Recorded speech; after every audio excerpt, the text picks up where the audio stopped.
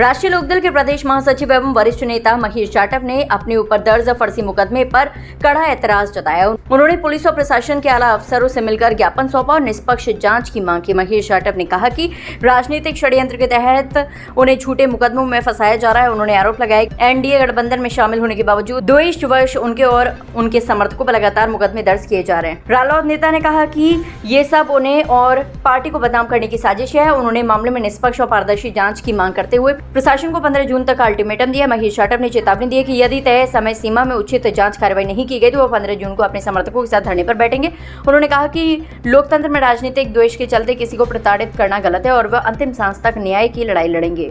मैं राष्ट्रीय लोकदल से 90 आगरा ग्रामीण विधानसभा से विधायक का चुनाव लड़ा। उसके बाद मैं जिला अध्यक्ष राष्ट्रीय लोकदल रहा 2.5 साल। प्रदेश का महासचिव हूँ वर्तमान में। मैं मेरी सुन लीजिए, मैं जीवन परिचय दे रहा हूँ। मैं जिला पंचायत का मेंबर हूँ और मेरी पत्नी ग्राम प्रधान रही, वर्तमान में जिला पंचायत की मेंबर है। मेरे ऊपर और मेरे जो सपोर्टर हैं उनके ऊपर हमारी कैबिनेट की मंत्री, हमारी बड़ी बहन जो मेरे खिलाफ, जिनके खिलाफ मैं चुनाव लड़ा था, बेबी रानी मौर्य जी, वो हमारे ऊपर झूठे मुकदमे लगवा रही हैं।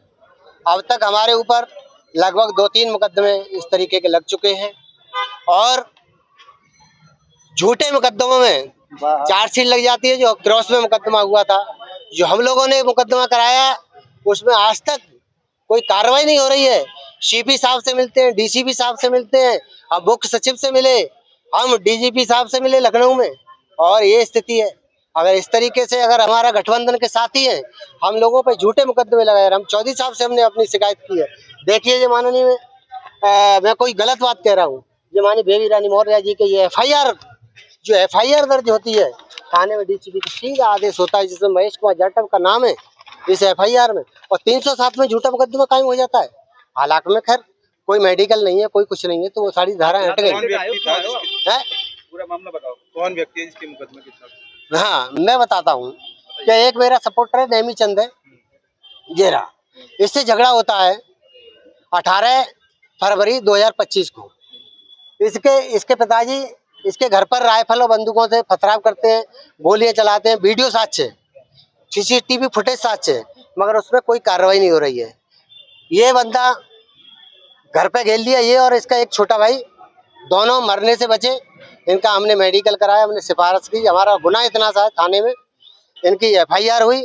उसके बाद में जब क्रॉस में मुकदमा होता है तो मेरा एक भाई, बड़े भाई का बेटा और मेरे दोनों के खिलाफ इस मुकदमे में नाम डाला जाता है। 307 में झूठा मुकदमा कायम होता है। कौन व्यक्ति है जो कौन व्यक्ति है? मैन वो चक्खन सिंह है, एक नगला माकरोल का एक राशन डीलर है, एक जाटव समाज का है। तो वो पहले तो बीएसपी की सपोर्ट लेता रहता था, मगर अब उसे एक पावरफुल आदमी चाहिए। माननीय बेबी रानी मौर्य जी के संरक्षण में पहुंच गए। आज हमने डीसीपी साहब से मिला हूँ, अभी हम डीएम साहब को ज्ञापन दे रहे हैं माननीय मुख्यमंत्री जी के नाम।